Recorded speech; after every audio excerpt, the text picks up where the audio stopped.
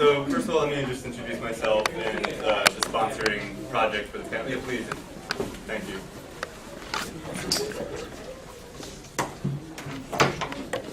So my name is Benjamin Bloomberg. I'm a member of the Platypus Affiliated Society. We are an organization predominantly comprised of students. We organized into chapters at universities around the country, but actually also internationally now in the past few years. We include chapters in places as exotic as Toronto and Halifax in Canada, but also in Europe, in Frankfurt, in London, and in Greece, as well as some kind of seeding efforts, some kind of early attempts at founding chapters in South Korea and India. And our project is comprised of, attempts to do what we call host the conversation on the left. In order to clarify for ourselves, as a kind of a self-education project, but also for our audience, some of the kind of most difficult and intractable problems that arise out of the history of the left and its kind of contemporary circumstances. Towards that end, we organized this discussion today on the Arab Spring 1 year ago. And so I'd like to just read the panel abstract, which perhaps many of you have already read, but just to give you guys a sense of the kind of discussion we're hoping to have this afternoon. What began as an exhilarating dawn of possibility in the uprisings in Tunisia and Egypt has turned a year later into a sobering revelation of limitations on change and deepening dangers ahead. How has the left received the democratic upsurge in the Arab world, and how can greater progressive potential be realized?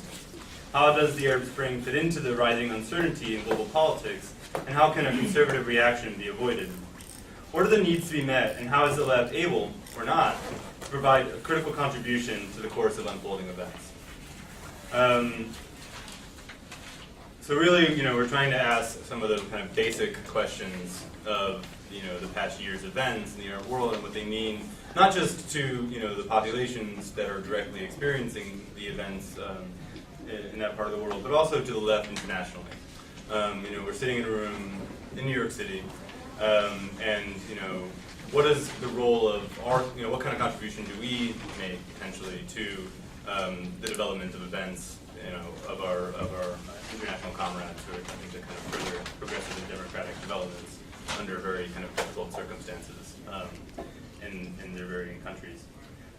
So the original makeup of the panel has somewhat shifted over the past few weeks, and unfortunately one of our speakers is unable to make it. Last minute he had some kind of emergency, a family emergency that's pending, and we also apparently are missing Professor Ahmed Dabashi, who is supposed to be joining us as well. So I'm hoping that Dabashi will manage to find his way here at some point in the conversation, and that he'll be able to kind of cleanly and neatly join it. But in his absence, we do have two panelists who will be kind of making some opening remarks and then fielding questions from the audience. And hopefully, especially given the amount of time we're going to have for Q&A, we can really kind of have a far-ranging discussion. So I definitely encourage. I'll be taking questions, and I'd like for audience members to make their remarks in the form of questions, but we can also take comments so long as they're kind of succinct and to the point and don't range too far afield from the subject matter of our discussion today. How many chairs back there? I think we're going to hold it, just as a reminder. Of course, why not? Sorry. Yeah, you can sit over here. You need a chair. I can sit on the floor. But Perhaps, if need be, I'll just order a Platypus member to stand. Jacob, you're going to have to stand. You're going to do your good with cause. You may sit, sir, please.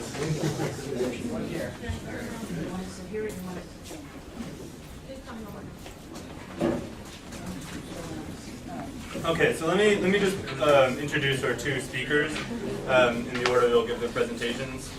Simple enough, it's only two. And then, like I said, we'll take opening remarks, so about 10 minutes, and then I'll give the speakers time to respond to each other. If they want to point out issues they have with each other's presentations or reiterate anything, it's all fair game. We are looking for productive disagreements if such disagreements arise, so we don't need to kind of gloss that. So Siyaves Azeri is a spokesperson for the Committee of International Relations of the Workers' Communist Party of Iran. He's also a postdoctoral fellow at the Department of Philosophy, Koc University in Kingston, Canada. Azeri is taught as an assistant professor at Koc University in Istanbul. He's also taught at University of Ottawa and is a guest lecturer at Istanbul Technical University. And Maria Rahali is the coordinator for the Mission Free Iran, an international organization that emerged during the 2009 uprising in Iran to amplify the demands and struggle for the goals and objectives of the revolution: freedom, equality, and a humane society. These objectives are the line that divides the revolution from the counter-revolution in Iran, Syria, Egypt, Tunisia, and beyond. Mission Free Iran places special emphasis on the radical demands of students, workers, refugees, and fundamentally women. They jointly initiated a campaign to save Sakina Astiani. I'm sorry, my pronunciation is not going to be great. The Iranian woman who was to be stoned to death based on allegations of adultery.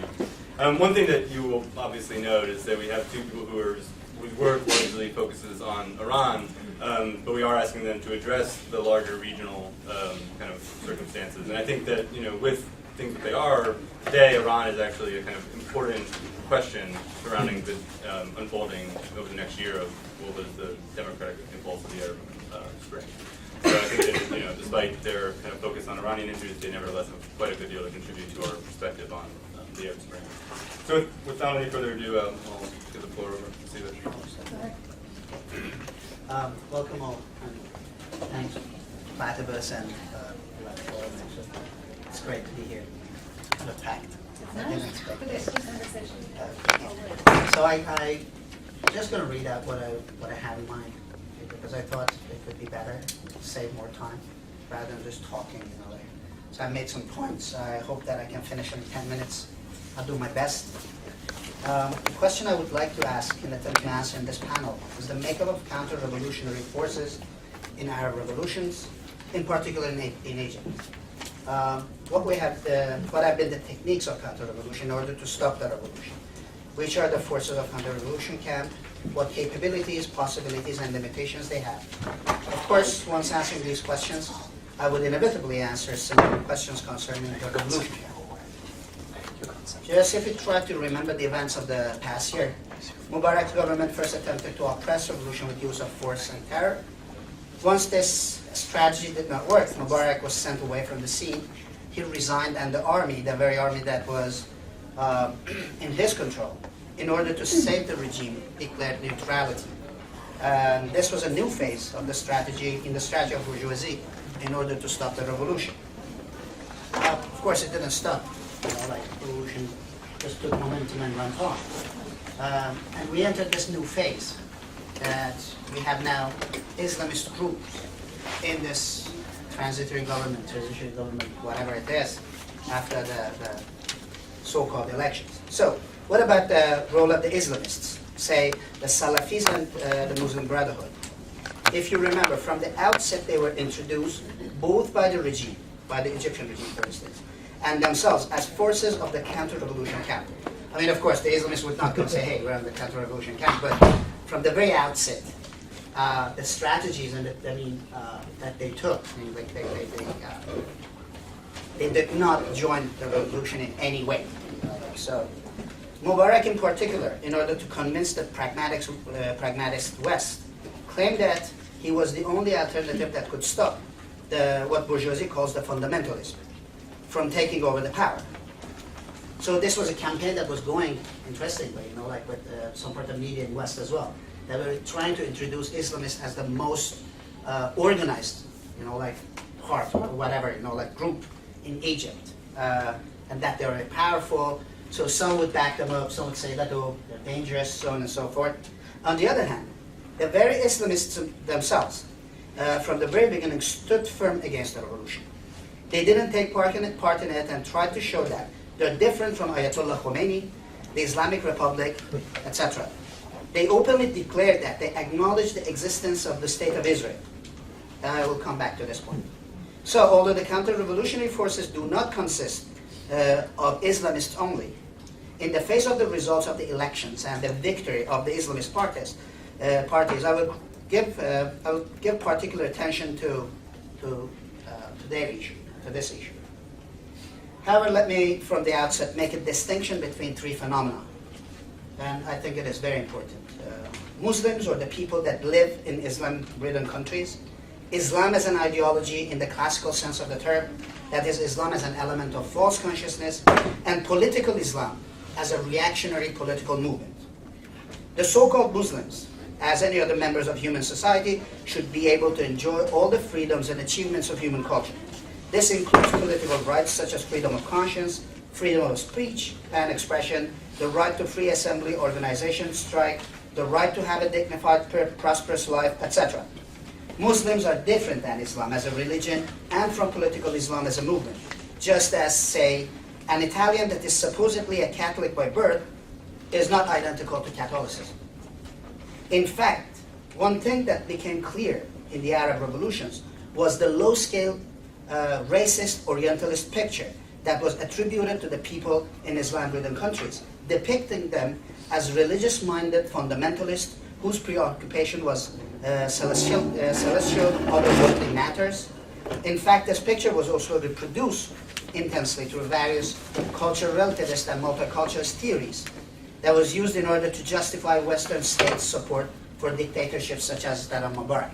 That was the kind of, discourse that Mubarak himself came up at some point against the rise of a danger of Islamism, for instance. That, the people in our country are, Muslims in the sense that they belong automatically to this political movement and to this ideology, and I'm here just to, safeguard whatever the benefits of democracy, so on and so forth. Another thing that the revolutions showed was that Islam as an ideology plays only an anti-human role. As an ideology cannot assume a role that is in line with human progress, prosperity, and freedom. Islam as a religion, and not only as a political movement, was betrayed by these revolutions. I come back to this as well. As for political Islam, it is a movement the roots of which are to be found in the collapse of Arab nationalism in response to the Palestinian problem. In particular, after the defeat of the Arab nationalism in the Six Days War, where Arab nationalism showed itself incapable of providing a solution to the question of this question, political Islam started to enter the scene as a political figure, although marginal at that time. What gave it a real boost was the 1979 revolution in Iran.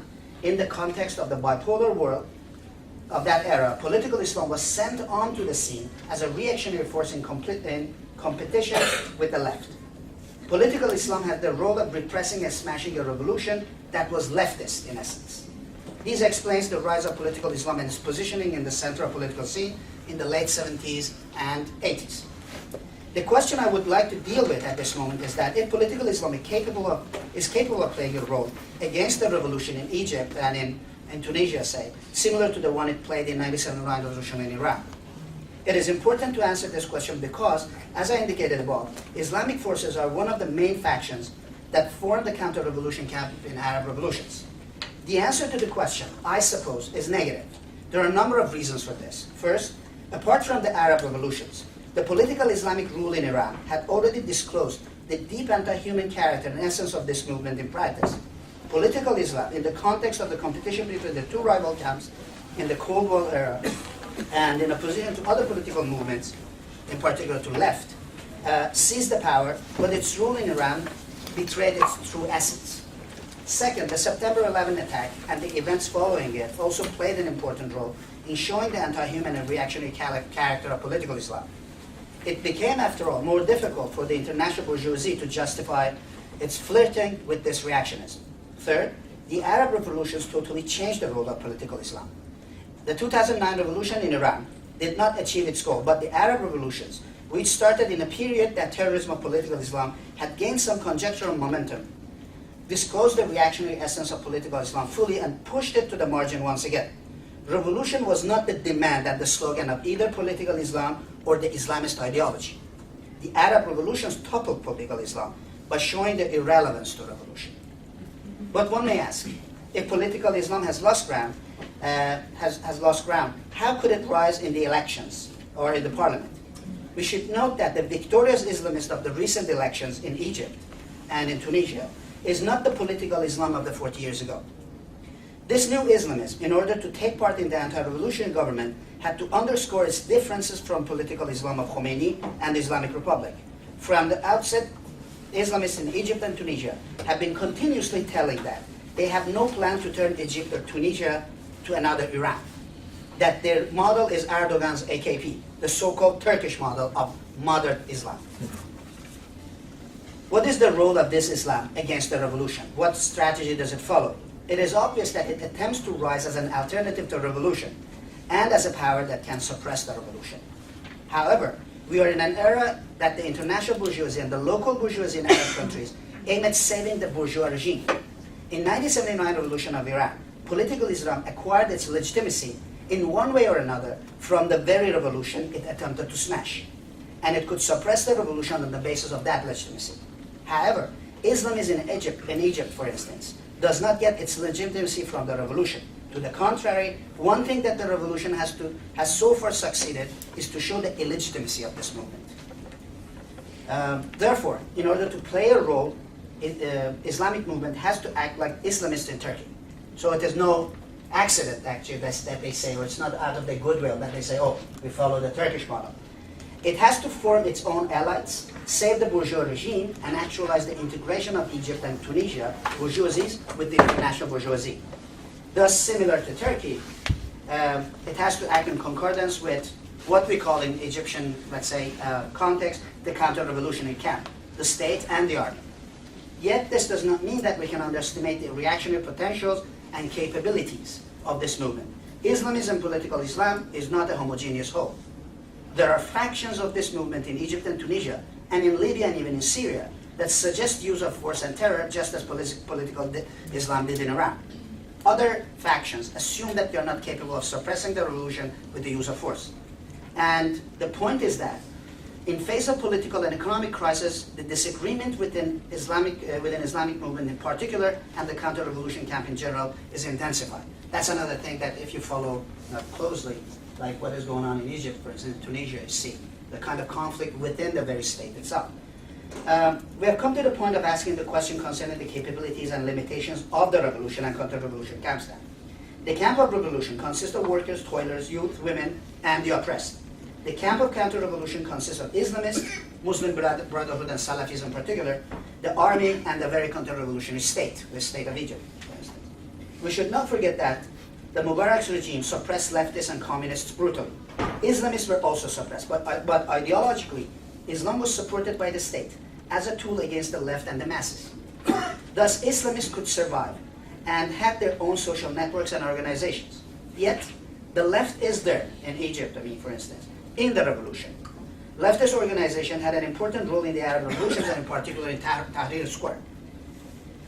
So the limitations of the counter-revolution can be enumerated as follows.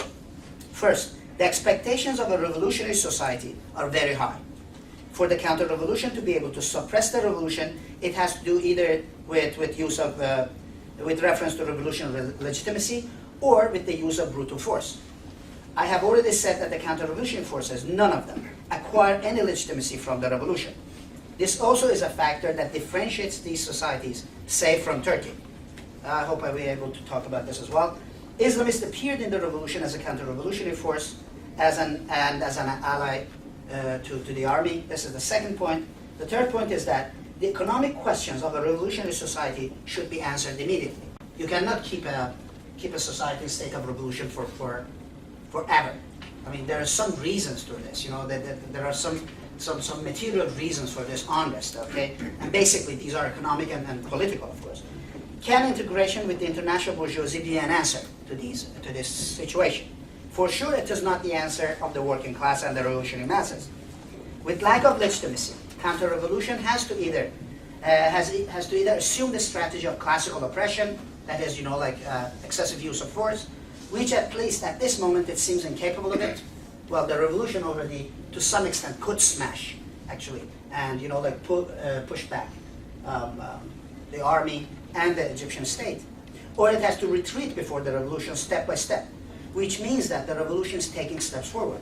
This opens the possibility of a total victory of revolution, though I should underscore, this is not inevitable. Another limitation is the international situation of political Islamic movement. Political Islam is in an era of downfall and cannot appear anymore as a force of the oppressed. For instance, the discourse about Mustazafin that Ayatollah used, like it showed itself useless and not unreal, as a matter of fact, just a pretext in order to, suppress the rights of people, of workers, of women, youth, so on and so forth. As for the difference with Turkey, in Turkey, at least at the moment, there's no problem of legitimacy that the bourgeois regime faces. Why I brought this up, because, because of the Islamists in Egypt and Tunisia, they try to introduce AKP, the Turkish Islamist Party, as a model. So thus Islamism in Turkey has appropriated the nationalist and chauvinist discourse in order to mobilize the masses. Because we don't face that kind of crisis at the moment in Turkey. And because the rise of Islamism in Turkey but it happened on regular basis, let's say, within the limits of the regime itself. Well, Islamism does not have the ability to mobilize people, as for instance, let's say, Hezbollah had to some extent in Lebanon, or Jihad in Palestine, or Islamists in Iran in 1979. It acts, and that's why they acquire, they appropriate this chauvinist, fascist, actually, not only the discourse, but the very politics. So perhaps you all heard about, the attack on 35 civilians at the border about a couple of months ago. They even didn't, apologize for it. It acts and legitimizes its action under the pretext of making Turkey into an international power. Islamists in Turkey, for instance, did not practice any radical real program against, say, the army. The policies they're following against PKK, the Kurds, and the leftist opposition has no substantial difference than those used 10, 15 years ago. And bourgeoisie in Turkey, together with the state and its army, has accepted Islamists as a reliable partner that can guarantee profitability of capital and suppressing the opposition and the working class movement. In Egypt and in Tunisia, due to revolutions and the revolutionary situation, Islamists seem to be incapable of realizing such a strategy. The very revolution itself is the greatest obstacle on their way. On the other hand, to the extent that the revolution continues, the left can gain power. Masses of working people and youth, women, etc., will be able to form their own organizations and the organ of experiencing power. I think at the moment we face, at least in Egypt, a temporary equilibrium. This is a fragile and transitory stage, of course.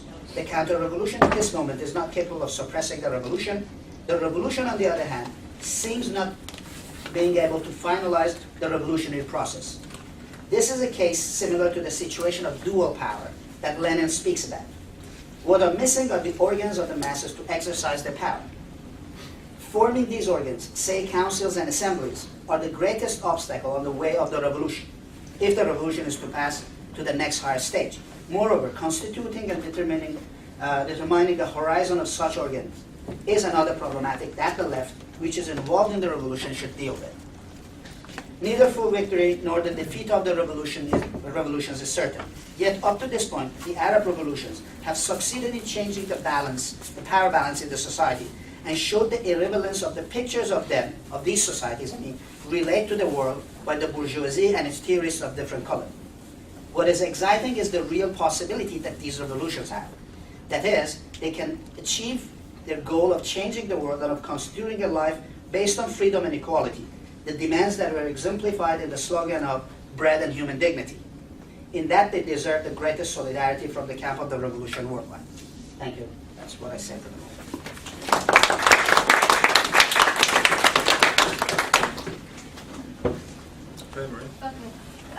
Again, thank you to Platypus for hosting this session, to Left Forum, and thanks to everybody who's come out to this session and spending your Saturday afternoon with us. I'm just going to kind of go through the questions as proposed in the abstract for the session, and just kind of give our response and comments on those kind of questions. So, as the abstract stated, we've been experiencing the Arab Spring. Well, I'd like to start from 2009 in Iran and the Arab Spring. It's 1 year after, as well as the Occupy movement. They're all part of the same. We see them all as part of the same phenomenon. So it's 1 year on, and while the world has been inspired and awakened, I think, by the Arab Spring, there are also a lot of questions that remain about the degree to which these revolutions will succeed in the classical or the leftist sense of the term, or rather would be, succumb to Islamist counter-revolution or other types of counter-revolution. And within this context, in this session, some questions have been raised. First being, how has the left received this democratic upsurge in the Arab world? Our first kind of response, or initial reaction to this question was, well, who are you calling left? I think the first time that I met Ben, it was at a ostensibly leftist May 1st action, supposed to be for workers' rights, and I turned up with a sign demanding rights for workers in Iran and was physically attacked. So, that was a leftist event. Whose left is this? In Syria right now, the only left on the scene is counter-revolutionary. They are siding with Assad, and they're against the revolution. Whose left are we talking about? Again, with more specificity to Iran, you've got organizations like International Action Center, Answer Coalition, that go and eat breakfast with Ahmadinejad, a mass murderer, and they go to visit Fars News in Tehran to say how wonderful the press is, it's so free. Whose left are we talking about? And so that's kind of an open question, and I think it's actually an opportunity, a really fertile moment right now for us to kind of say or demand or define who gets to wear this mantle of what is left. Because I think that thus far, what we've seen as people who call themselves left, I don't know who they speak for. They don't speak for people who demand a humane and free society, from our point of view.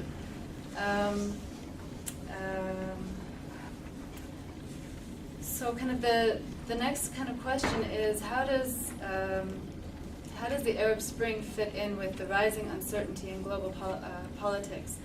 And, how does it fit in? It's kind of, in 2009 Iran, and the Arab Spring, the Occupy movement, they're all integral and at once in a consequence, actually, it's really integral to uncertainty in the economic system, and which gives rise to uncertainty in the political arena. When you have people who are hungry, when you have people who are living like animals and not like human beings, when you have people who are dying for bread and then the capitalist system is raising the price on bread, what do you expect? Of course you're going to have a revolution. And so I think that these revolutions are part and parcel of the current uncertainty, which is, I don't see how it can be interpreted as anything other than a crisis of capitalism. And so the question is, what do we do with this? How do we harness this so that it's these revolutionary uprisings, so that they're not in fact countered by the nationalists, by Islamists, by whatever counter-revolutionary forces are poised to kind of defeat these demands for liberation, for equality, and for a humane society. There's another question that was part of the abstract that says, that asks, how can a conservative reaction from these revolutions be avoided? From our position, this is a question that should be corrected. This kind of question, how do you avoid a conservative reaction? It a priori accepts the defeat of a populist, of a socialist position. Since 1848, the question has not been, how do we avoid an outcome, or what do we say we don't want? It's, what do we say we do want? How can socialism defeat capitalism? That's the question. How can we win this battle? How can we go for the leadership, for the power, to defeat what is arguably the cause of poverty, destruction, and misery in our world. In this context,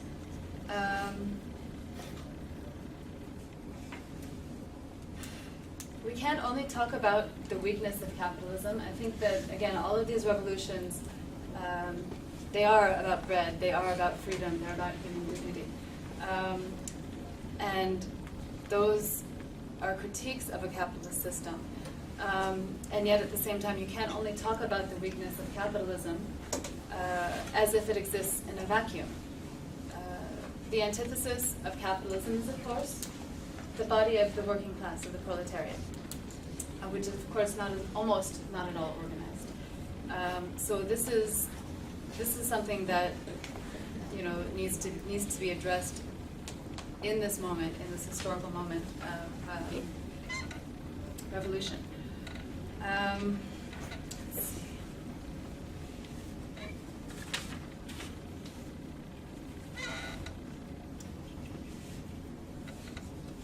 One of I think the major contributions the left can make to these ongoing revolutions is a criticism, one can say, comes out of the 1979 revolution in Iran, but the fact that a populist approach to revolution cannot work.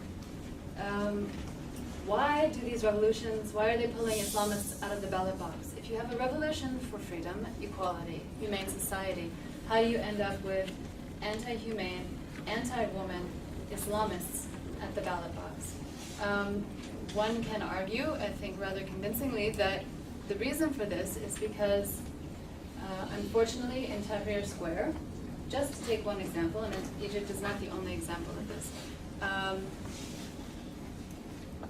there was no demand raised for women's equality. There was no discussion about the possibilities or anything related to women's equality. It was an issue that was avoided so as not to alienate who?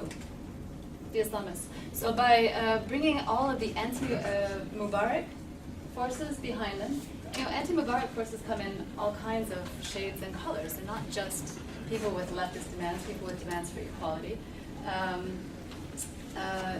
They include people who have very anti-human demands. And with the revolution bringing Islamists in behind them, it fed Islamists' base. Islamists already had a platform which the left didn't have, and the result is that you fed the Islamists' ability to take power. As a consequence. You see something very similar, like for example, in Libya, the first thing Abdel Jalil says is, men can have 4 wives. Okay, this is not a progressive outcome. And again, this is another revolution that women were, they were womaning the barricades. They were taking care of the injured. They were calling in, airstrikes. They were helping. They were taking up arms. And the first thing that they do, the door gets shut. Go back to your kitchens. This is not what women went out to have revolution for. But again, it's a consequence of more or less taking up a populist approach to revolution. And it's the same thing that ended up happening in Iran in 1979 when women were told, okay, it's time to go back to the kitchen now. Women on March 8th in 1979, as the Islamist counter-revolution was working to suppress the popular revolution, they came out in Tehran by the thousands and they said, we didn't have a revolution to go back, but because the revolution itself they said we don't want Shah, but they didn't say what they did want. In a voice loud enough and strong enough to say no to the Islamist counter of that revolution. So, let's see.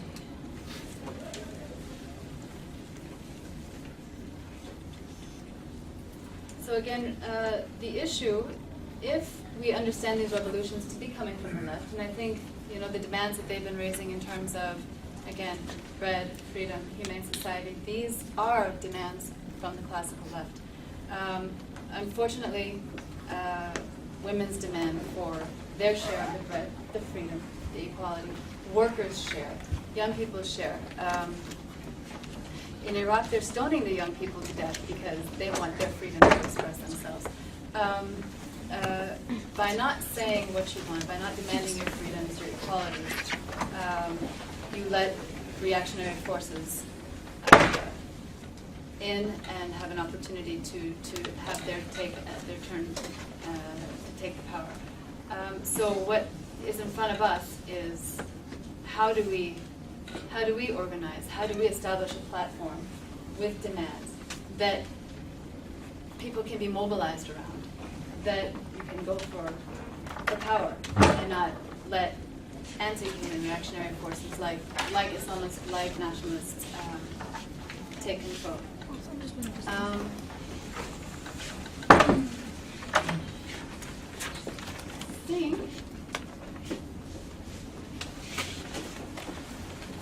think that's all I'd like to say for now, and we can open the discussion. Great. Well, first of all, thank you. Just real quick, and we'll only, take a minute if you have anything you want to respond to, if you guys want to address each other's talks in any way. I wanted to give you guys a chance to do that before we open it up to the Q&A from the audience.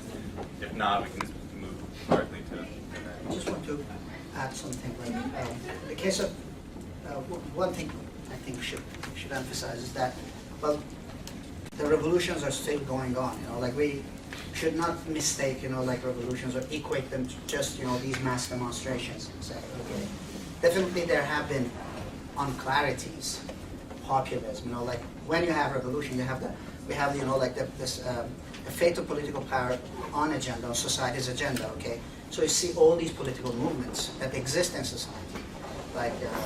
They come, they propose their own answers, on both sides, bourgeoisie and proletariat, and other factions of these, movements, so to say.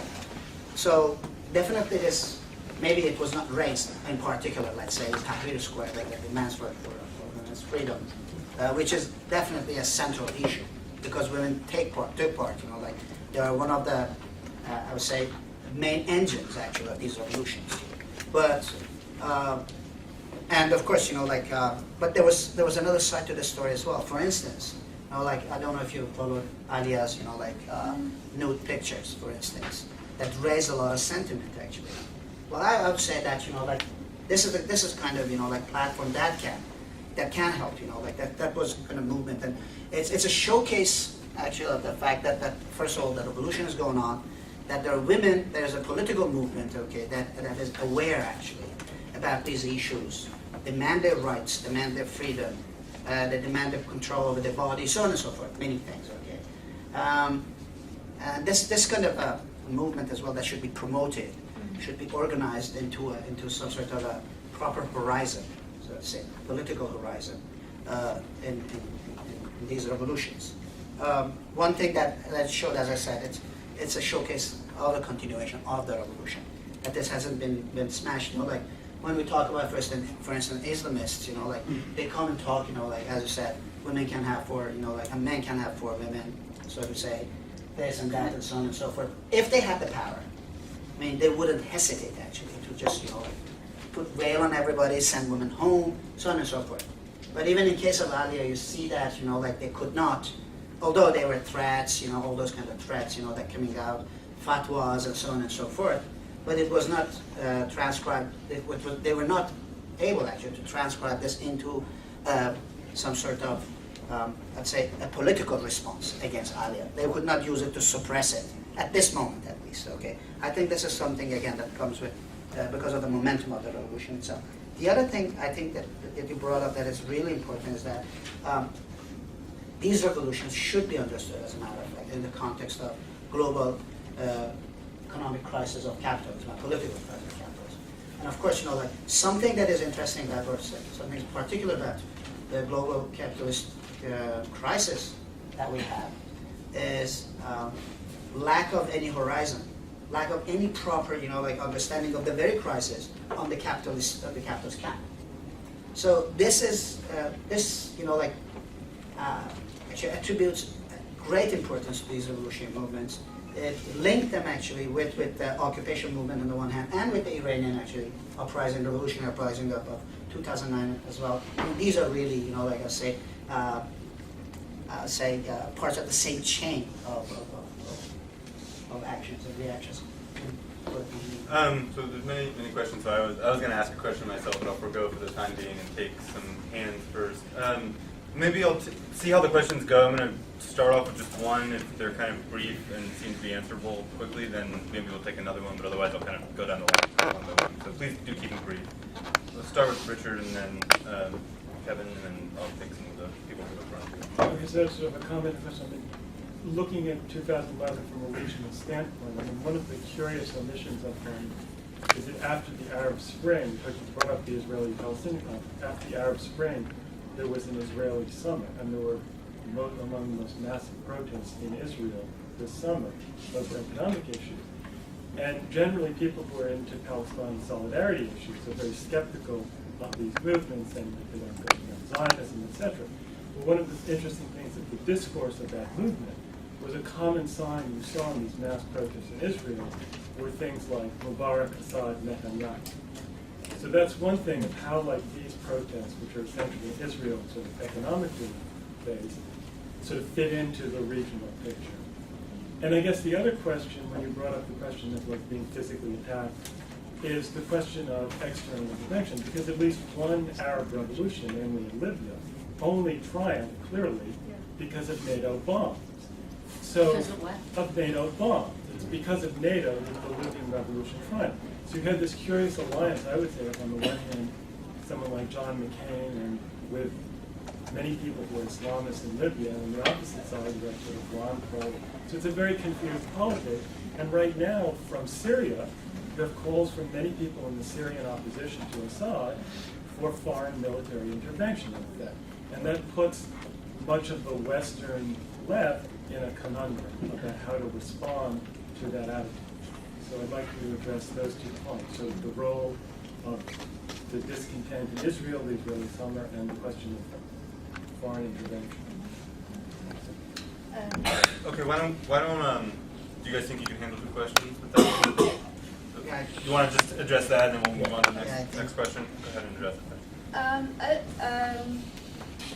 I saw the uprising and the protests in Israel, but I'm not competent to really speak on them other than to agree with you that in fact it is a global crisis of capital, and it is all it's the same struggle wherever you go. But that probably doesn't sufficiently respond to your comment. But presumably Israel and the Arab countries and the Israeli-Palestinian conflict are more closely tied in than just. So it's much closer to the region. I mean, certainly the Israeli-Palestinian issue and the conflict between Israel and the Arab states has been an ongoing issue in the region of great political importance. So. With regard to Syria, the call for bombing and military intervention, why had the bank accounts of Assad and his regime not been frozen? Why have there not been very strong diplomatic sanctions been implemented? Why have shipments of arms and human beings sent to Syria not been stopped from Iran? These are all methods that other countries, other governments, people can force other governments to impose these kinds of sanctions on Syria, and it hasn't happened. And I think that this should be the very first demand that we should all be shouting out for: is stop the support, cut off Assad's access to funding to continue the bombardment of Syrian people. So yeah, I think that your questioning of military intervention is correct, and it's not the right approach at this point in time. but there are many things that should be done, that could be done, and that are not being done, and that is the question. Well, would you agree factually that the Libyan revolution did not have succeeded without NATO intervention? It was our position at the time when people in Libya were about to be bombed out of existence that it was appropriate to go in. Now, what happened in the aftermath? You know, but what do you do? Do you let people just sit there and get blown away? I don't know. But at this point in time, there are other alternatives that could be implemented in Syria that should be and that are not. And one, we people need to demand that they be. And two, if they're not, then governments need to be held accountable. I have 2 points. On the Palestinian, on the Israeli thing. So, well, one of the things, I just tried to mention that, something changed about the role of political Islam in this region, with the Arab revolutions, especially the Arab revolutions. Like, political Islam feeds itself actually on the Palestinian question. But if you go before, the revolutionary uprisings in Egypt and in Tunisia, if you follow, just go back to 2010, I think, we had this manifest of the youth in Gaza. Have you ever heard of it? Perhaps, they talk about it. They raised their demands, both against Israeli state terrorism and, Hamas and jihad, whatever, the political Islamic terrorism, It was some sort of, a first shock that was coming in. You could see that something is coming in this region, and then with the Arab Revolution, see what happens. First of all, political Islam deprives itself from something that defines it, and that is anti-Israelism. First of all, so this means for the first time perhaps there is a proper there's a possibility actually of a proper solution to the Israeli-Palestinian question. Because Islamists, they happen to hijack actually the Palestinian question. They always appeared, as those people that, they have some sort of solution, the real solution, that they are the side of the, the oppressed Arabs or the Palestinians, so on and so forth. Well, one thing that came out was that, well, this is not the case. And I think that gave momentum to the leftist movement, to the left movement in Israel as well, because that was, for the first time, I think, there was a real alternative that was missing for a very, very long time. As for the, use of, force intervention, well, there's something, there's a reality that you cannot avoid. Politics is about force. Politics is about changing power. Well, West, East, whatever, all these states, so on and so forth, all these factions, they have their own politics. They have their own policies, okay, and they have their own interests, and they would like to save the regime, so on and so forth. Okay, so I would say that, just, an overall, saying no to bombing or no to intervention by itself does not mean anything. What do you mean by no to bombing? I mean, if I can bomb, let's say, Hitler, shouldn't I go and bomb him? Just no to bombing?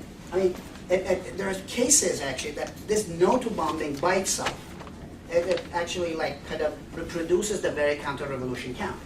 Well, in Libyan case, for instance, well, the Gaddafi government was bombing people. So what do? Well, if I had the power myself, I wouldn't demand anybody else. I would go and do it myself. But, well, I'm no Superman. And I have to be a realist, okay? So why then I would not come up with some sort of proper demands? For instance, it was the same case with let's say, with Afghanistan under the rule of Taliban. Well, the very CIA had plugged them in. Now they have the power, or they have the opportunity to unplug them. Well, we could clearly say that, oh, go and unplug them. And of course, do not bomb people. Do not bomb the substructure, whatever that is vital to these human beings. And there are other measures that you can take, as Mary said, like freezing their accounts, isolating them politically, so on and so forth. So I think, this kind of, no, yes kind of answer to these questions are not very down to earth. Okay, there's several hands, and I do want to get to everybody's questions, so forgive me if I don't call on you immediately. It won't mean that I won't call on you eventually. So I see the gentleman in the back had his hand up before. Are you still want to ask you a question. So I'll take you, and then you, sir, you in the back, and then you, okay? And then you. Absolutely, this just the hands that I saw first, if we want to. Another woman. And over there as well. Another woman, they're not invisible. Hardly intended that. So I'll take the gentleman in the back first. Yeah, three quick questions. One is, in terms of democracy as part of the revolution, issue the headscarf. In other words, if we oppose the forced headscarf or chador in Iran, do we also oppose the forced unveil in France or Turkey? Shouldn't it be a matter of personal right? And shouldn't a student in Turkey or France be able to go to school in a headscarf? Do you agree with that? Secondly, we have, what's not mentioned at all is the green movement explicitly in Iran. These vague, the democratic one, but the democratic movement was mainly the green movement. We have a liberal, tolerant Islamic politics today in Iran, which even has a pro-gender equality dimension. What we don't have in Iran or anywhere else on any large scale is a left-of-center Islamic politics. You don't have anything parallel to, say, theology of liberation in Latin America or black liberation theology in the United States. Now, when I was in Iran in 2005, I was sitting around in the office of Sharq, the left-of-center newspaper that was shut down by Ahmadinejad. And we sat around, people said, well, the secular part of the population, including both the leftists and the liberals, would want a totally secular state is probably 20%. So what are we going to do with these other, like 80% of the people? So how do you respond to that? And then finally, Iran 2009, the Arab revolutions 2011, there's continuities are mentioned, but I'd like to mention a difference. The Arab revolutions, which I would call them political revolutions, not social revolutions, but nonetheless revolutions, they had a class and economic dimension and a labor dimension. I mean, the Iranian movement was more of an uprising of the whole people, but there were no explicitly class issues raised by the leadership of that movement. Whereas there were implicitly at least class. On the other hand, the Iranian movement was implicitly pro-gender equality, which certainly the Arab revolutions were not. It was just not addressed at all. So maybe you'd like to comment on that also. Would you guys mind if I took a second question just so we can move to the stack? I do want to be able to include as many questions as possible. So I'll take yours, sir, and then the two of you. Is that okay? And then I'll take two of you. Thank you both for your presentations. You mentioned, I think, the word hijack, that the Islamists, I agree with that. The Islamists are good at hijacking revolutions. They hijacked the Iranian revolution after the Shah, and now they have hijacked the Egyptian revolution, the revolution in Tunisia. And now, instead of going forward, we're somehow going backward in terms of women's rights, in terms of minorities' rights, in terms of freedom, public and individual freedoms in the region. Even in Morocco, where there was like a peaceful change without regime change, we have the Islamists, which is power. And instead of encouraging more women in the government, there's only one woman in the government. And in the previous government, there were 6 women ministers. So there is definitely a going back concerning minorities, also women, and also cultural diversity. Because Islamists have come with an agenda to Islamize the whole region. And that's really dangerous, because if you govern in the name of religion, it's very hard, it's impossible to get democracy. Democracy and religion don't go hand in hand. That's one thing. The other thing you mentioned, the left. Well, the Islamists are in power because the left in the region has failed. Because the left used a discourse that was very alien to the masses. These Islamists have come with one key word: Islam is the solution. And they have a discourse that is very simplistic, that everybody in the street understands easily. Unlike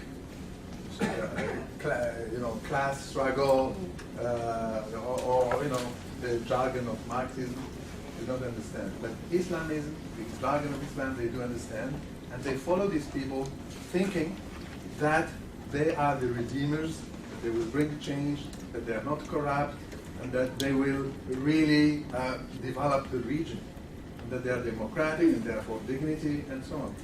But my feel is that they may be disappointing because people are impatient, they want jobs now, they want human rights now, they want healthcare now, they want proper education for their kids now, and this cannot wait.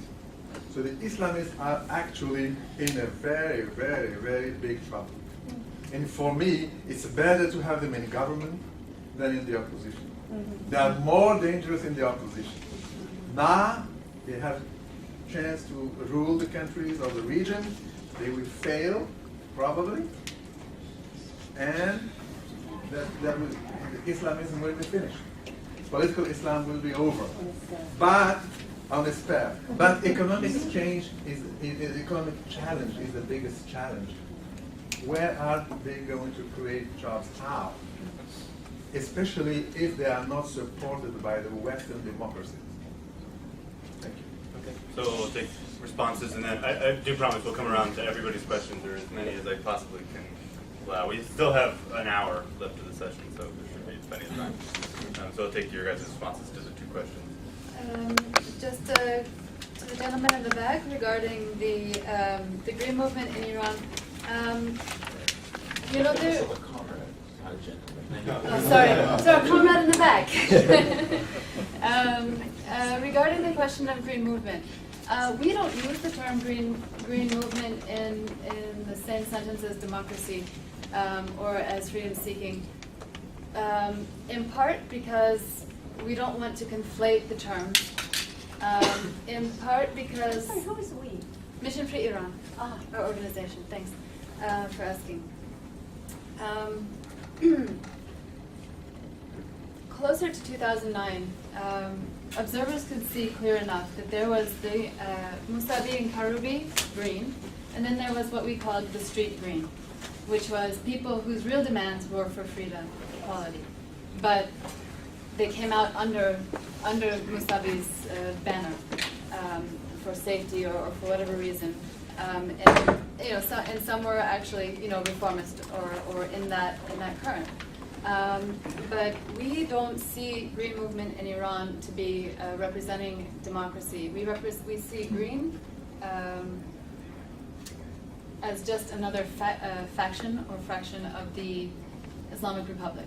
So you have the Black Islamic Republic, you have the Green Islamic Republic. They're factions that are fighting for power. They are not democratic. They are not looking for freedom for women or anybody else. And soon after, I think in Ashura of 2009, you could see very little green in the street. You didn't hear so much Allahu Akbar. You heard a lot of Down with Khamenei, which is taking aim directly at the theocracy in Iran. And so Mir Hossein Mousavi was prime minister during the 1980s mass executions in Iran, where thousands of people were killed. He cannot lead a liberation movement in Iran, and we don't recognize him as any kind of leadership of any kind of liberatory or democratic movement in Iran. So at the same time, you point out that what was very obvious to the whole world is that women were on the front lines during the uprising in 2009. It was a women's revolution, and women were demanding their equality. That is the street side. That is not the Mousavi side, the Karubi side. And so we see those as two different elements within the society.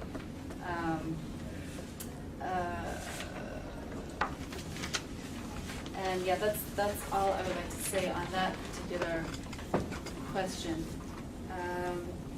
And just to respond to a comrade over here, I think your point about the discourse of the left not being understood by the street, I think that's interesting. I hadn't considered that before. Your comment about, they have an opportunity to rule and they will fail and hopefully be replaced. But, we have the 1979 example in Iran, and it's been 33 years of torture, rape, slaughter. And, at this moment in time, with all of these revolutions still ongoing, with opportunities still there to affect, impact, support people's liberation, are we ready to kind of give up and let these reactionary forces have a free hand and not say, not say anything? Or do we continue to stand with our sisters and brothers who are seeking for freedom and equality? I have a Okay, go ahead. One thing of what Mary said. Like you mentioned that, there was no class dimension into the uprising in 2009 in Iran.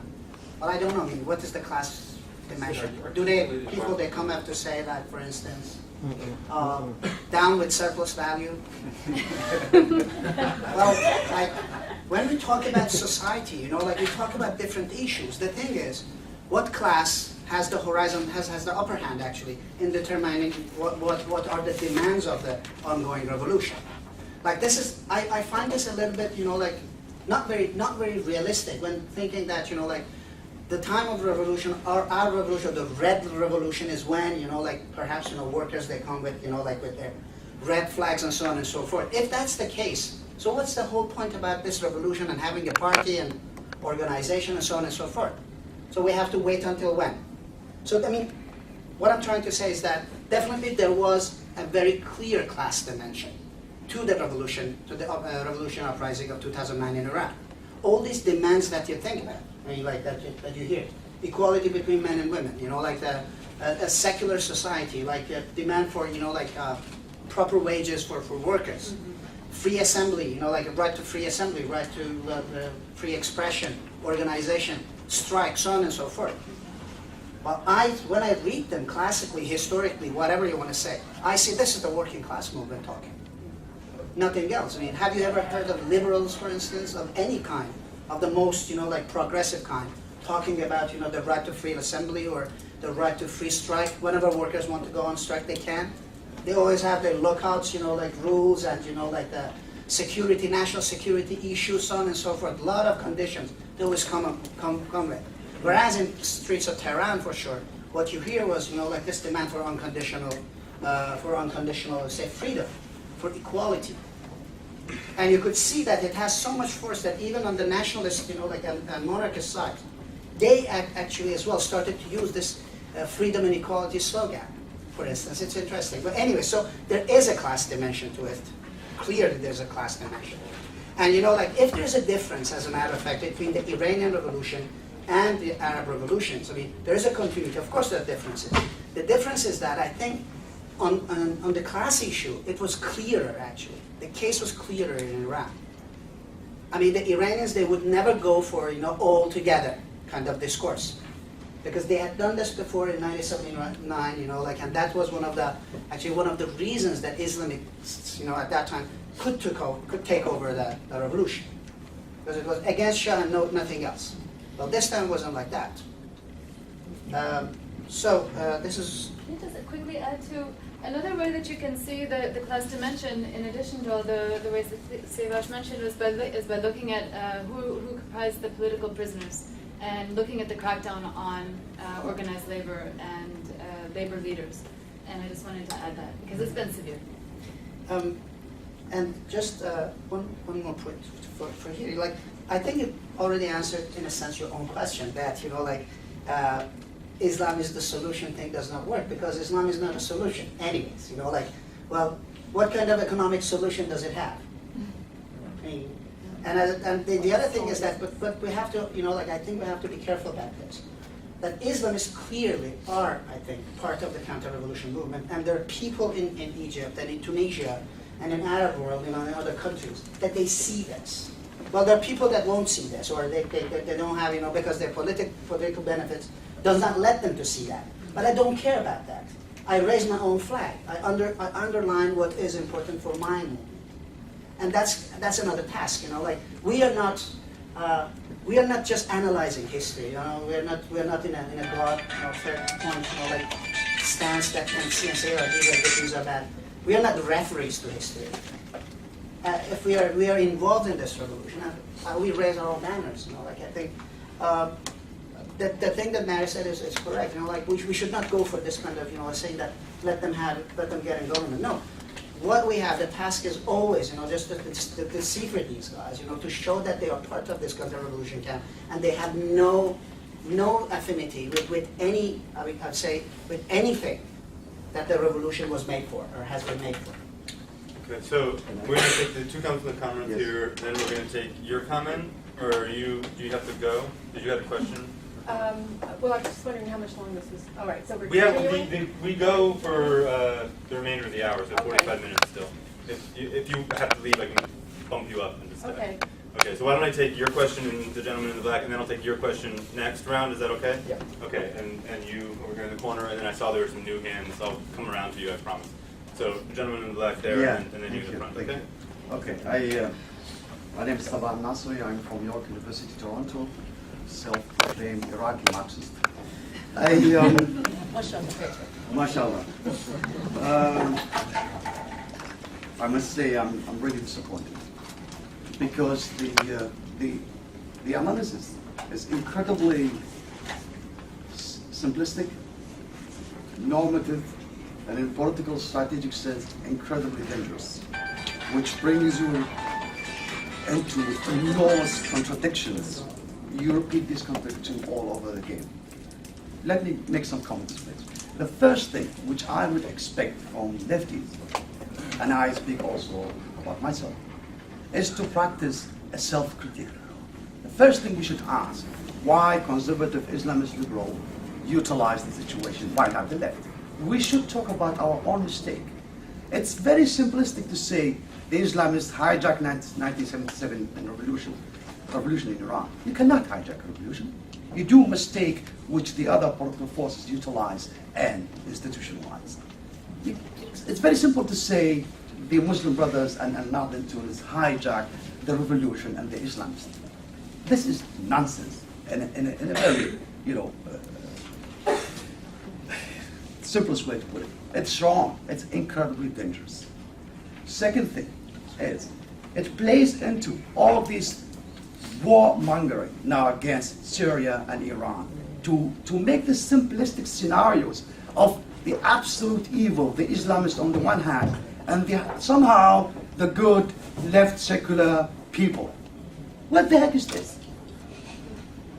If we want to take things seriously, we have to get engaged with these political forces, the so-called opposition in Syria, in Egypt, in Tunisia, and Iran. We should have a class perspective and analyze who the heck are these oppositions. Otherwise, we will get into the contradiction out of which Mr. Siyaves Azeri will not come out.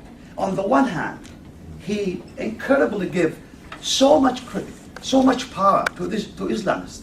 They can hijack whatever they want. They win the election. They do this and that.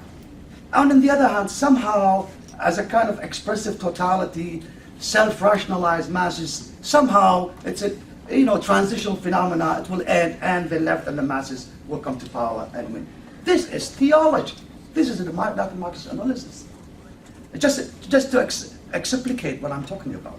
You cannot seriously argue that the people in Libya asked for the bombardment of Gaddafi without engaging with who exactly asked for the so-called no-fly zones. Because you cannot argue, on the one hand, Abdul Jalil, an Islamist, telling women to go back home into the kitchen, yet saying we have to accept that the Libyan people asked for the bombardment. But it's Abdul Jalil who asked for the bombardment. Abdul Jalil, the same Libyan National Council, the most ultra-conservative, who allied with the NATO right from the beginning, those people asked for the bombardment of the Libyan people, not the Libyan people themselves who make the revolution. So you end up siding with the same Abdul Jalil who are you criticizing as an Islamist. This is a sign for me of the absolute lack of any analysis, concrete analysis of Marxist sense of the real relation of forces on ground and on these different countries. You get involved in all these contradictions, and I think strategically, politically, it's incredibly dangerous. we have to admit that when Islamists win election in Egypt or now, they are not hijacking anything. They are not monopolizing. People don't have false consciousness. People don't wait for us, the left elite, avant-garde intellectual, to come and tell them what to do. They know exactly what to do. And what they do in this historical context is right. Not because they are conservative, not because they are Muslim, but because there is no left, practical, programmatic alternative to all this bullshit. Imperialism, occupation, militarization, and so on. That is our problem. We practice critique against the so-called absolute evils, Islamists, and I don't know, sexist and patriarchal, and we don't say anything about ourselves. What the heck did we do wrong? Look at Iraq, what happens? The same bullshit Communist Party of Iraq, I was arguing with them 1 week before the occupation. This is bullshit. You should work on a social revolution in Iraq instead of, betting on an imperialist Trojan horse to come to power, because that would mean the annihilation of the Iraqi people, just like in Syria and in Egypt. So you cannot tell me, well, you cannot be against bombing imperialism on the one hand. On the other hand, you're telling me imperialism is counter-revolutionary. How can I understand this? I mean, this is a joke. We should start with self-critique, and I'll end with Marx. It's not only the critiques of weapons. You should start with the weapons of the critique. That means you should think about new forms of critique, how to historically criticize things in a way that open up spaces for the popular classes to make social revolution. That's the question. Okay, well, do you want to add, would you come off that? Then we'll give you guys a chance to respond. I want to make 3 points here, which might turn into questions too. The first one has to do with revolution. Why do you call these revolutions? And I will be elaborating a little bit more on this in my own talk tomorrow morning, but these are certainly not social revolutions by any stretch of the imagination. Now, political revolutions, maybe they are political revolutions, but political revolutions can be more or less expansive. And the change of a president does not really make any kind of real political, if by political revolution we really mean substantial changes to the state. We're not seeing that in Egypt in particular. So we haven't even had a political revolution in Egypt. You've got these 2 big institutions that have been in Egypt for decades, the military and the Muslim Brotherhood. Yes, the Muslim Brotherhood were banned, but they also had this vast network where they controlled so many institutions. Most of the syndicates and the professional associations have been under their control for decades. Plus, they have had members of parliament, even though they were a banned party. They have these so-called independent. So, you've got that. Plus, you have, and this is where culture and values actually do matter. You have a very conservative society, a very conservative culture in Egypt. And that's why they also voted for a Muslim Brotherhood, and also in such a large proportion for al-Nur. So, when you visit different Arab countries, when you visit different Middle Eastern countries, you can tell differences in terms of values and which is more conservative, which is less conservative. And opinion polls actually also show that that's the case with. So, what I think might be happening is actually more of a democratic transition in some of these countries. And Tunisia and Morocco are actually the more hopeful and the smoother kinds of transitions. I'm not sure about Egypt at all. But I want to go to the second point about imperialist intervention. Because in fact, the main reasons why we have not had proper revolutions in our part of the world, and I'm an Iranian, born in Iran, several of us are here, and the reason why we haven't even had proper democratic is precisely because of this imperialist intervention. This idea that somehow Western countries can come to the aid of Middle Eastern countries when they actually have been the bane of our prospects. They have come to control the natural resources of the country. They have come to establish, reinforce, and reproduce authoritarian governments. And today, rather than this idea, this fanciful idea that they were really trying to protect the people of Libya, France and England and the U.S. supposedly leading from behind, they're there for the oil. It is just too obvious. It's the same with Iraq in 2003, also 91. They are responsible for the mess, actually the U.S. more than any other country, than the mess in Afghanistan.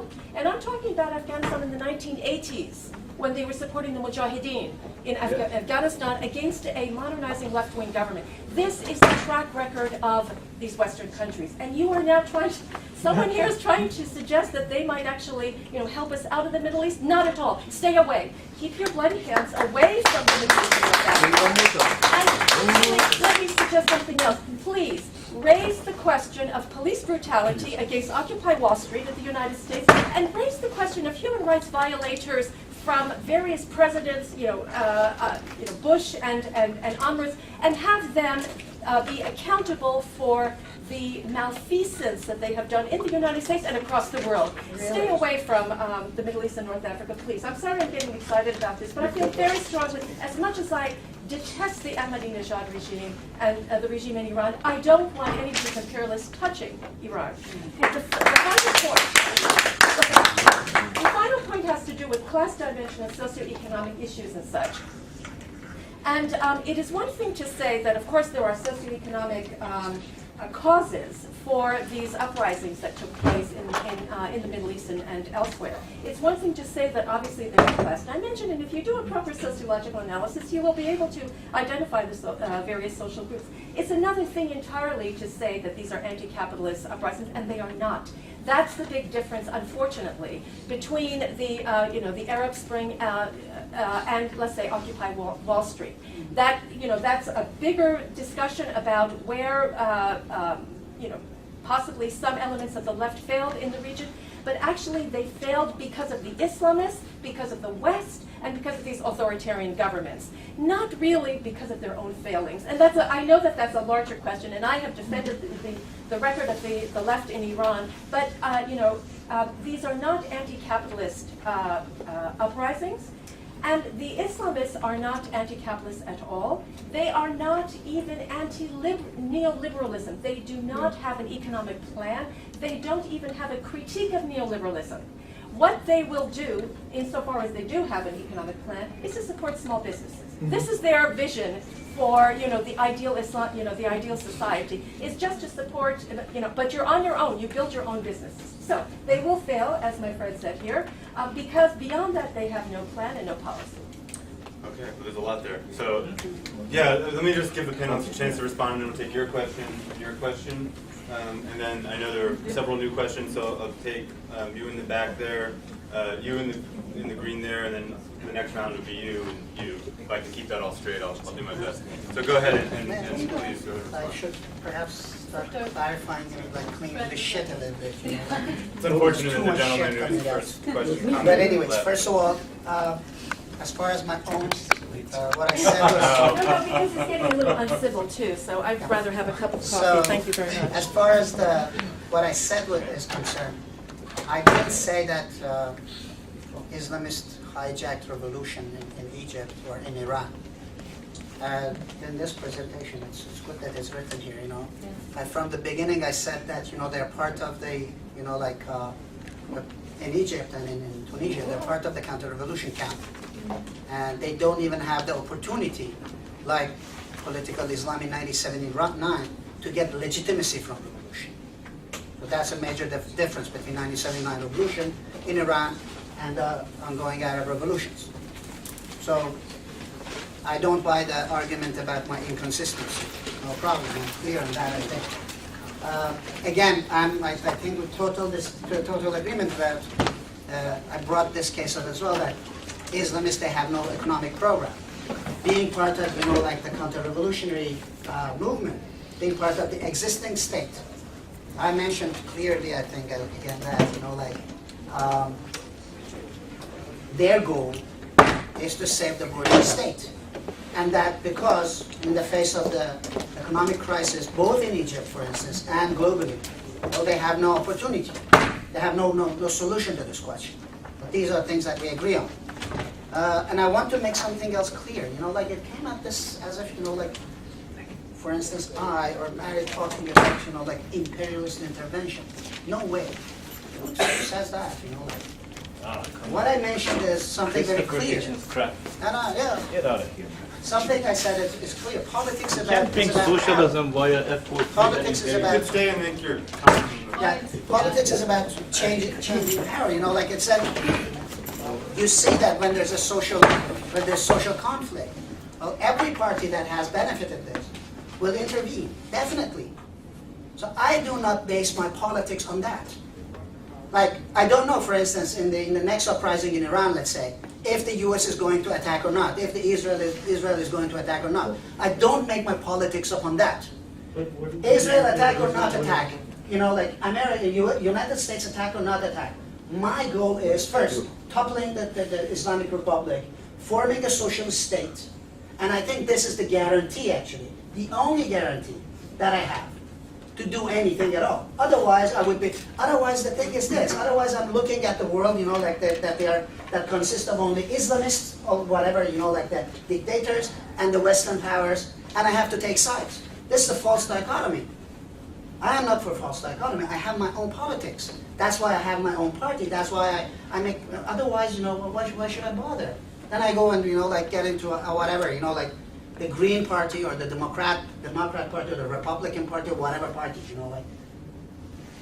I mean, what I say is that we cannot base a politics upon, you know, these, you know, like kind of possibilities. If the United States is going to bomb Iran, no, I better not, you know, like. But what if they do? So I'm just going to go say no to bombing, which will what I'm supposed to do as a Marxist, as a communist. I say I'm following my own goal. That's the thing I say. I raise my own banner. That's it.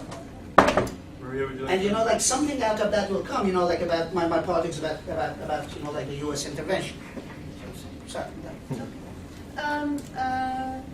Sure. The point that the gentleman, I think his last name was Nasri, or the comrade Nasri, sorry. His point about Islam is not hijacking by accident, that there is no left programmatic alternative. I think that this is, absolutely true, and it's something that you don't just. We don't need to just shout about it and walk out of the room. This is something that we should engage in, we should engage with, we should grapple with, we should discuss and work on across all of our communities. And so I just wanted to say that is and we need to ask ourselves why. For example, if kind of leftist, why is it that leftist, which are class-based demands, weren't translating to street? You know, what is really the analysis there? What's really going on? I mean, these kinds of questions we can ask ourselves. We can address the empirical. We can find out the answer. These are areas of work that we can and should engage in. Let's see. This woman here mentioned why do we call these revolutions? They're not social revolutions, and so on. The issue that I have with this perspective is that it takes the position that they're over. These are ongoing social transformations that continue to happen. They're not complete, and we won't be able to characterize them as, you know, whatever kind of revolution, as a defeated or successful revolution 4 years down the road. So I think that you know, we should be careful about, yes, we should be careful about the words that we use, but we also shouldn't call them a done deal. I'm not sure about the critique about police brutality in the Occupy movement. Obviously, all police brutality, wherever it occurs, including in New York City or California or wherever, must be condemned. But again, I don't, other than as a universal tool of the oppressor, I'm not sure what her comment was relevant to. And then she mentioned the West should not touch Iran, stay away from Iran. West is throttling Iran. It's just not with bombs. So when one acts as if there's only bombing as a kind of a brutal, killing, slaughtering intervention, that's not the case. And sanctions, economic sanctions against Iranian people are strangulating the population. And so let's get a little real here. Oh, sorry, there's just too many questions. Go ahead. Yeah. First of all, yeah, so I was going to ask you what your position on sanctions against Iran are, since you seem to be calling for something like that against Syria. So you can respond to that. Okay. Now, on the other hand, both of you agree that Gaddafi was going to slaughter the population. I give you the counterpunch, that website with Vijay Prasad's article just last week. He showed that a UN commission could not find any evidence. Therefore, he says that both sides were equal, were committing crimes, but there was no evidence for that. And when Bouchagir, the head of the Human Rights Commission for Libya, he was the one who staged the coup d'état in the UN against the Libyan government. And when he was actually pushed in a movie, in a documentary, where is your evidence for the airplanes being used? And the Russians couldn't find it over the satellite. Where is your evidence that of all of these mercenaries? And so the word mercenary became a racist epithet against 30,000 people in Tawarga. They're spread all over Libya. The armed gangs rule the streets. Women are going to be much worse off under Belhaj than they ever were under Gaddafi. And this is a revolution you want to see continue? See, this is the problem. Everybody says anything that happens in the Arab area at the same time must be one thing. From the very beginning, the Islamists were very strong in the anti-Gaddafi movement. And they were the most organized fighters, and they were the most fanatical. And Belhaj was only one of a whole group who had been in Iraq, who had been in Afghanistan. So look, you're saying you would have supported the no-fly zone. That's an imperialist intervention that led immediately to the attacks of Libya. And I'm telling you, it shouldn't be a conundrum on the left to take a side with a government that's being attacked by the imperialist powers. And you talk about Lenin. Lenin, for example, said very clearly that a colonial power under attack by imperialism, I don't care about the despot that's ruling it. We side with the country under attack. I have no trouble with that. You find a conundrum all over the place, or you even support the attack. Basic division between the left and the right in America is, do you stand for the imperialist intervention, or don't you? Where do you stand? Okay, would you like to? Now, I was going to make a couple of comments and observations that I think questions come out of it, and there's a segue from what this gentleman was saying. This comrade. So, just very quickly, I was a young journalist living in Iran shortly before the revolution, and then a year ago, my husband and I were in Tahrir Square, and I was also neutral during the so-called uprising, whatever they called it. Israelis. What I find, well, starting with the Iran thing, nobody knew the revolution was going to actually come, but people were actively working on it as early as the late 60s. And we knew that people were having these political discussions in the mosque, but if they tried to have them in the university, they got arrested by SAVAK, the Shah's police. But there were the left, there were the Muslims. This is all known. It became clear to me, and to a lot of people, that one of the triggers for that revolution was purely economic, that the rising inflation of the cost of living for working class people, most of whom were religious Muslims, but they had an economic reason. So it wasn't as if they went in there as Muslims who wanted to take over Iran. Islam was very gentle when I was there, as far as you would walk down the street and you'd see a mother in a chador and a daughter in a 1960s, late 60s, early 70s mini skirt. It was living right. It wasn't oppressive, and nobody was running around checking your hair sticking out, nothing like that. But you saw both, and within that, it happened that more people who were working class and lived in the south of Tehran were religious, and more people who were upscale and had opportunity for Western education and were secular, were wealthier and lived in the north. So that's how it cut. But it wasn't about Islam per se. Obviously, they were able to make use of it because nobody was spying on what the mullahs were saying on Friday in the mosque, as organizing people. But because everybody shared this economic thing and wanting not to be, even working class people understood that the rising inflation had a lot to do with the economic imperialism of the West and Western involvement in business and corporations. It was beginning already, globalization. The cost of bread was out of sight. So somebody in the north could swallow that. It's kind of like with our gas right now. People are adapting to $4 a gallon, but I think poor people who have to get to work are not going to be able to do that so easily. So then later, people retroactively put a gloss on an analysis about it, the Islamists, when a lot of them were economic people too, but happened to be religious, because even though secularism was part of the society, no country in the Middle East has a real concept of a secular space. You say you're nothing, but what do you mean you're nothing? You come from some community, and so I learned not to say I was nothing.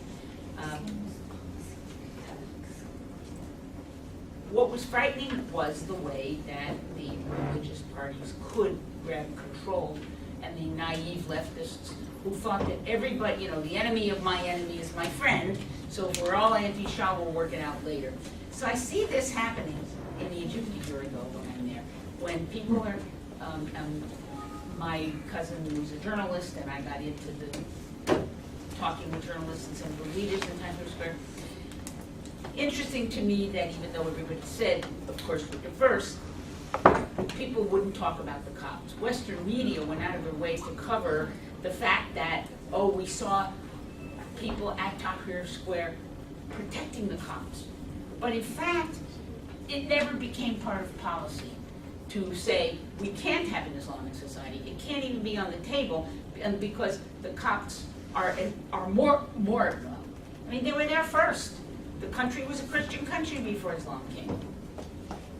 People forget that. Christianity swept the Middle East. Islam didn't come until, it came out of Saudi Arabia, 640 something AD.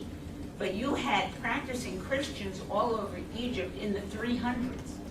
And Copts see themselves not as immigrants in their land, but as the original Egyptians. And they're fiercely loyal and patriotic to the society, even though their kids are immigrating to Toronto like crazy, because where's the future for Coptic children? But I mean, this was not an issue in the revolution. So when we talk about the tolerance of, and then there was this, there's the liberals in the army, the junior officers are breaking from the senior officers, there's hope. There's liberals among the Islamists because there's the younger people in the brotherhood, because the younger people are setting themselves apart. But none of this becomes part of the discourse. It's all the wishing and the hoping. But the fear of criticizing anything about Islam controlled an awful lot of that revolution. It became a constraint. And the same thing in Israel. In Israel, you had a bunch of young people starting out who had the vision of a society that once had been socialist. It was. But what's happened is privatization has come to Israel, worse than here. Their welfare system in that country uses the Wisconsin plan, which is that it's a corporate-driven welfare system where every welfare worker has an incentive to kick people off welfare, not to help them. It's just Are you going become. to speak till 5? Can you give them a chance to respond, please? Okay, so very quickly, let me just finish that. Let's move on. But the one thing they couldn't talk about or wanted to was that the whole financial drain on that society was the occupation. And they were afraid if they raised it, it would blow their economic thing out of the water. So I'm saying these constraints, don't talk about cops, don't talk about. Okay, so just because you're right, we are. I'm sorry. Thank you I for. apologize. No. I welcome your comments. I'm sorry that we're running low on time, so we do need to. I'm going to go to panel. Just give me 2 minutes. 2 minutes. Okay. Can we take responses from the? Well, Go ahead, sir. Go ahead and make your comments, and then Well, we'll take. 2 minutes. I'm not going to give you any lecture.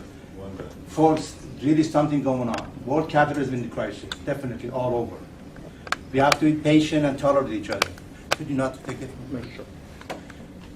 Point that I want to make here, we all left American, we were just confused. The beginning of Iranian uprising, still confused. World revolution looked like Chinese commodity. It's very cheap everywhere they're using it, which is not really a revolution. In Iran, Iranian left, they were confused because the enemy of enemy is not necessarily friend. We did a good job, we overthrew the Shah. But the problem, we were confused. The enemy of those were not necessarily friend. I'm talking about Islam. You are really responsible for all the supporting other stuff with all the picture you got in Iran. I hold you responsible for that, my friend. Now, what's going on really is very good news, but we have to be really careful. Never ever any Islamic idea were revolutionary, and also never ever any way we try to solve the human problem. We have to be careful of that. America, we all left should really know a little bit more about the history. Necessarily enemy of enemy, not really friend, never friend. But that's what I'm worried about the American left here. They see it, Iran don't attack. Sure, no attack, no sanction. However, do not deny that what's going on in Iran in the last 33 years. Do not ever forget about what's really going on there. Sure, killing Gaddafi was genocide, but not to forget about what was really going on in Egypt. We have to be very careful and good analysis. The problem is not all that easy. However, if you really know our really history, understanding history, any social movement really understanding what's really going on, momentum of those stuff. We cannot isolate ourselves from the mass movement. However, we cannot just drag ourselves inside the mass movement and follow that. We have to be really, very careful and good analysis. Otherwise, we end up with something happening in Iran, in all the other countries. Okay, so let me allow the panelists a round of responses, and then I'm going to take the last round of questions, and then. Why don't you take the questions first? Yeah. Is that okay with you guys? I don't. Is that okay? Okay, fine. Let's hear the response. I want both. I want you to take the last questions and hear Sorry, I responses. have to go to panel. I'm sorry. Thank you for letting me. Thank you. Okay, so why don't we take your two questions, and then we'll have concluding remarks from you guys. You can address things. Real quick, in Egypt, the army is putting Sorry, it's you as well. is putting these operatives, American operatives, on trial, and so there's a website in Canada which has a lot of influence on what I call like the mechanical anti-imperialist left, is supporting the repression of these NGOs. These are the same NGOs, by the way, if you read the Times, that were deeply involved in giving material assistance to the student movement in Egypt early on. So if you're trying to find a movement that is not tarnished by imperialist support, either armed or economic or through other forms of subversion, it's very difficult in the Middle East. Very, very difficult. But imperialism has been involved in the Middle East, choosing Gaddafi during one period, then opposing him. So you can't base your assessment of insurgencies in the Middle East based on who for whatever realpolitik reasons the State Department is putting its money on one side or the other. Leon Trotsky wrote an essay called Learn to Think. It's online. Just Google Trotsky Learn to Think and you'll be able to understand these contradictions. Okay, we'll take your time. Yeah, look, Bring your comment in the back, and then we'll. just, I've been in the Palestinian solidarity movement for 22 years, and I can tell you now that Palestinians love what's happening in the Middle East now because suddenly they're on the agenda again.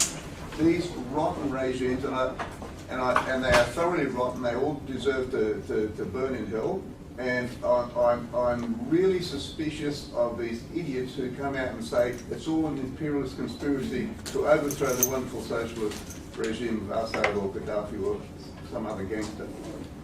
These people have been holding back the Palestinians for years. It's in their interest for the Palestinians question to never be solved because that's a permanent diversion. It's also for the Islamists. It's a permanent diversion. Now is a good time for the Palestinian question to come on, to be put back on the agenda. And I take the point that the comrades before said, is that these regimes have often been put in power by imperialism and overthrown by imperialism, and I'm not going to get my knickers in a knot because one a group of people call in airstrikes against these gangsters who imperialism put in the first place. I'm not going to worry about I'm not going to worry about the fact that Ho Chi Minh was supported by the CIA against the Japanese.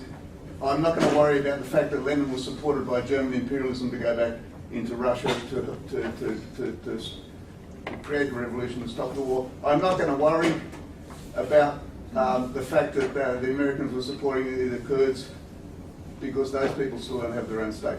Let's not get our knickers in a knot, as I say, about who is supporting who. Imperialism will support opportunistically whoever they find convenient to support at a particular time. They put Saddam in power, then they took him out. You know. Okay. That's the point. I'm going to take one final comment from the audience, and I'll give you guys a chance to just kind of give concluding remarks. Well, I can piggyback on that last sentiment with this story. My father was a member of the New York State Central Committee of the Communist Party. He was underground for 5 years. The first 5 years of my life, my family moved from New York, Buffalo, Rochester, Philadelphia, back to New York, living under assumed names. I was on his tail. He tells me another story of, in, I guess, 1939, standing on a soapbox and handing out flyers denouncing entry in, this was denouncing the United States intervention in Europe in World War II because it was an imperialist war. And the next day after the Soviet Union was invaded by Hitler, he was back on that soapbox asking that the United States intervene in that war. At the ripe old age of 60, I now approach a lot of this stuff with a lot of humility. I understand the passion, particularly on the part of people who were here today from the Middle East. These issues affect them a lot more than they affect me. But I think these issues are complex, and there is no easy answer to them. Lead me to two questions which were unanswered, one pertaining to intervention and one which was totally ignored. It was asked earlier, and I will ask again. Pertaining to intervention, probably the first demonstration I can remember being on in the late 1950s was the Panda Bomb. Okay? So I certainly don't support the nuclear club of Western countries. But frankly, it scares the shit out of me that there could be proliferation to Iran, not necessarily because I know that they have nefarious purposes, but because it could lead to a preemptive nuclear attack by Israel. It could lead to Saudi Arabia wanting the bomb, it could lead to Turkey wanting the bomb. And how we deal with that, for me, is still an open question. Secondly, the question was posed about, is there any potential in Islam for a progressive spirituality? Now, Islam purports to descend from Judaism. And next week, there's going to be a major conference in Washington of progressive Jewish spiritualists. J Street? J Street, yes. Well, some are. Some are. Rabbi Michael Lerner and Dr. Hirschberg and others who participate in this. Abraham Joshua Heschel. What? I understand. It's a political support. Well, that's your opinion, okay? In my tradition of Judaism, Abraham's tent is open on all four sides, so that the notion that democracy or progressive politics and religion are necessarily in contradiction is not a given as well. So I ask you again a question that someone posed earlier. Is there a possibility of a progressive Islamist movement that can then be another force in a society which is extraordinarily religious? Okay. So we'll now turn it over to you guys. Feel free to address any and all comments in your concluding remarks. Okay, I just very quickly, there was a person sitting, I think, right here, who said something about, Egypt's army is putting American operatives on trial. They're the same NGOs giving material assistance to movement, kicking off revolution. This kind of talk reminds me of the people who said after Neda got shot, she was an actress, that the protests in Iran were staged by Western. I mean, what do you expect from a society that's been living under bloody repression, execution, and torture and rape for 33 years to do? I mean, not everything is a Western imperialist intervention, and people have a right to rise up and demand their freedom and equality in a humane society without being accused of being a tool of Western imperialism. And that's all I'm going to say on that point. Regarding, I think your second question was actually phrased in two different ways. One is there a potential in Islam for progressive spirituality, and the other one is there a potential for progressive Islamism. And I see those as two different cases. I am not I'm agnostic, atheist, whatever you want to call it. I'm not a religious person. I think that if, and you know, there's Muslims for progressive values. There's all kinds of Muslim people that want, some people call for reform, they call for this or that. That's good, it's their religion. If they want to be religious, that's their right. Keep it out of the government. No, theocracy is not a recipe for democracy. You will never have within a national border people who are all Muslim. You can't go to Iran, just for an example. I mean, women go into their house, they throw off the hijab, they laugh at it, whatever. I mean, people there are not as religious as some would have you believe. So, you know, I think people should reform their ways of thinking to be as humane and liberated as possible, but there's no place for theocracy in a democratic and free society. Okay. I just want to add a few points. One thing is, revolutions, after all, if they're anything, besides being whatever, you know, like one of the characteristics is that they're political movements. I just want to emphasize this. By political movements, I mean that there are different political sides to these movements, okay?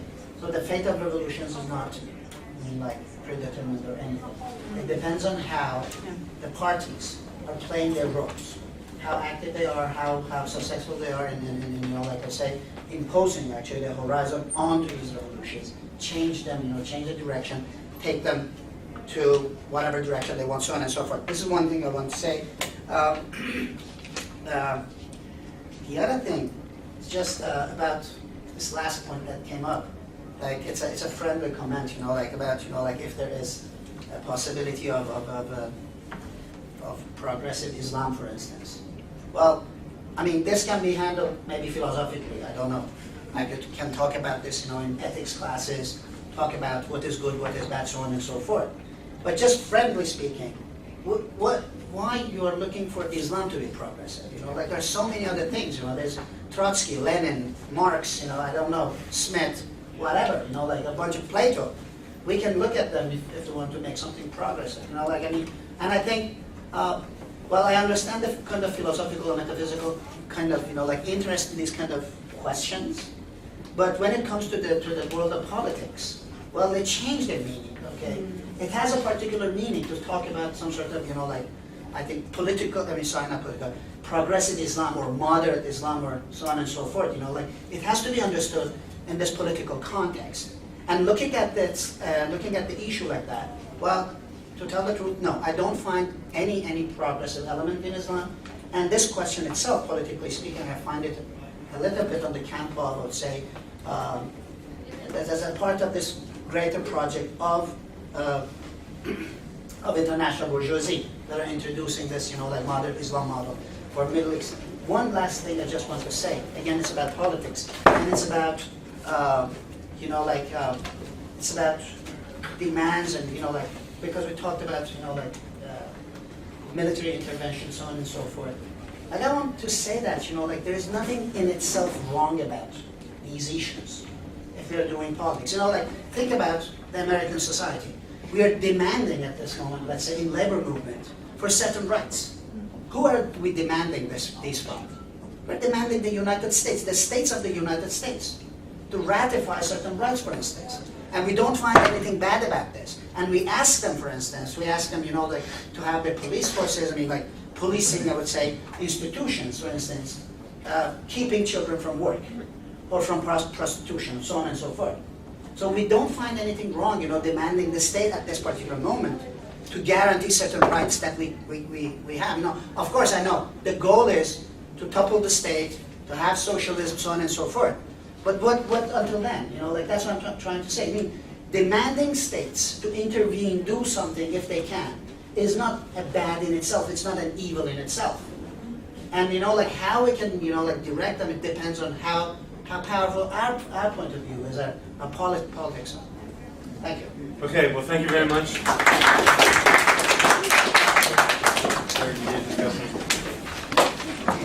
And if anybody would like to find out more about Platypus, we do have our table downstairs. I don't, but I can give you my email. Pick up the newspaper. Very much like China in 1920s upsurge.